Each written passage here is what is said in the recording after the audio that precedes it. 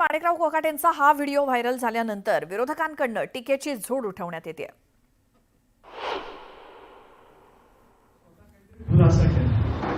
मी कार्यक्रमामध्ये असल्यामुळे त्यांनी काय खुलासा केला ते मी ऐकलेलं नाही, पण त्यांनी त्या संदर्भातली स्वतः ते त्याच्यातले एक महत्त्वाचे असल्यामुळे ते जबाबदार राज्याचे मंत्री आहेत, त्यांनी खुलासा केलेला आहे. मी जरूर तो ऐकेन.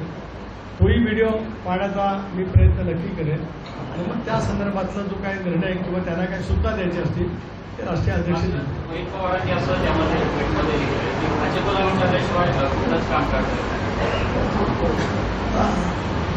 मी मागे उल्लेख केला होता की अकाली वृद्धत्व आलेलं नेतृत्व जे आहे ते अशा पैकी बालिश वक्तव्य.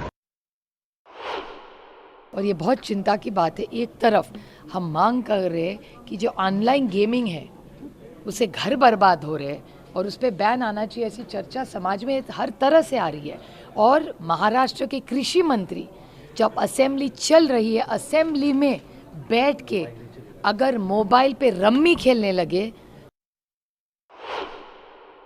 कोणाचे व्हिडिओ पैशाच्या पेट्यांबरोबर येतात, बॅगांबरोबर येतात, कोणी रमी खेळताय, कोणी आमदार निवासात मारामाऱ्या करताय, कोणी आमदार विधानभवनात मारामाऱ्या करताय. ही महाराष्ट्राची परिस्थिती आहे.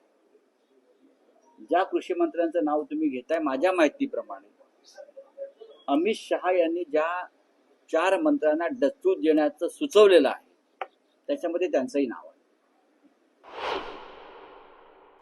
परवा तर 2 शेतकरी लातूरवरून मुंबईला चालत आले त्यांच्या प्रश्नांसाठी. त्यांना भेटायला, त्या शेतकऱ्यांना भेटायला आमच्या कृषी मंत्र्यांना वेळ नाही. गेल्या काही काळातली कृषी मंत्र्यांची विधानं पहा.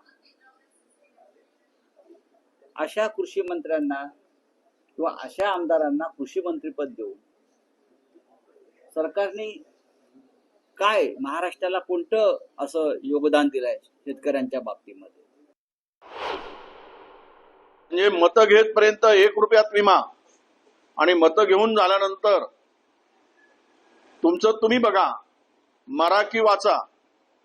म्हणजे ही जी भूमिका शेतकऱ्याप्रती अनास्था या सरकारची आहे, तेच कृषी मंत्र्याच्या सभागृहामध्ये रम्मी खेळताना दिसत आहे. म्हणजे यांना काही कामच उरलं नाही. मला वाटतं की भाजपवाल्यांनी यांना रिकाम केवळ नावालाच मंत्री करून ठेवला आहे किंवा हे यांना कुठला अधिकारच नाही असं असावं. आणि अधिकार असेल तर मग यांना करायची काही इच्छा नसेल. अशा प्रकारचे मंत्री, कॅबिनेट मंत्री, कृषी विभागाचा कार्यभार असणारे हे राज्य सरकार, देवेंद्रजी फडणवीस यांची मजबुरी आहे अशा या सगळ्या लोकांचं हे सहन करणं असं मला दिसतं. परंतु अशा मंत्र्यावर कारवाईची आवश्यकता आहे. अशा मंत्र्याच्या असंवेदनशीलतेवर प्रहार शेतकरी करतील, परंतु सगळ्यात महत्त्वाचं सरकारमधील मुख्यमंत्री आणि उपमुख्यमंत्र्यांनी केला पाहिजे असं आमचं. आणि आता तर हद्द की विधिमंडळाच्या सभागृहामध्ये चक्क रमी सर्कल खेळताना कृषी मंत्री दिसतात. मुळात सभागृहाचं अधिवेशनीय कामकाज चालण्यासाठी प्रति सेकंद 4,700 रुपये एवढा खर्च येतो असे माध्यमांकडून कळते. जनतेच्या प्रश्नांवर चर्चा होईल असे आम्हाला वाटते.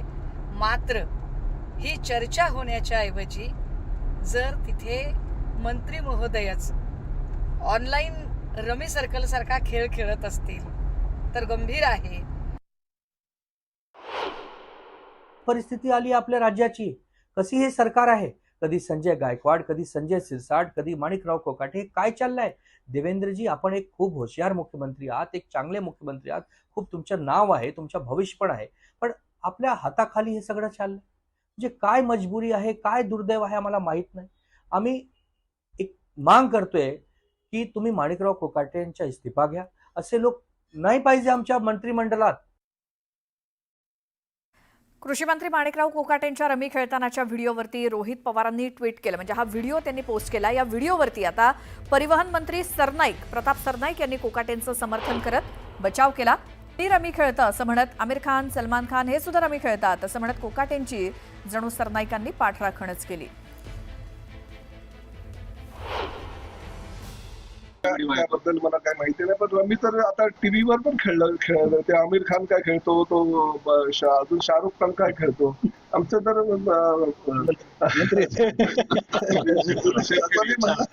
परंतु रमी आता खेळला जातो, चांगला खेळ म्हणून असं टीव्ही वाल्यांना वाटत असेल. तर रोहित पवारांनी कृषी मंत्री माणिकराव कोकाटे हे मोबाईलमध्ये गेम खेळत असल्याचा व्हिडिओ पोस्ट केल्यानंतर चर्चांना उधाण आलंय. विरोधकांकडनं त्यांच्यावरती टीका होते. याच मुद्द्यावरून जितेंद्र आव्हाड यांनी कोकाटेंवर खोचक टीका केली.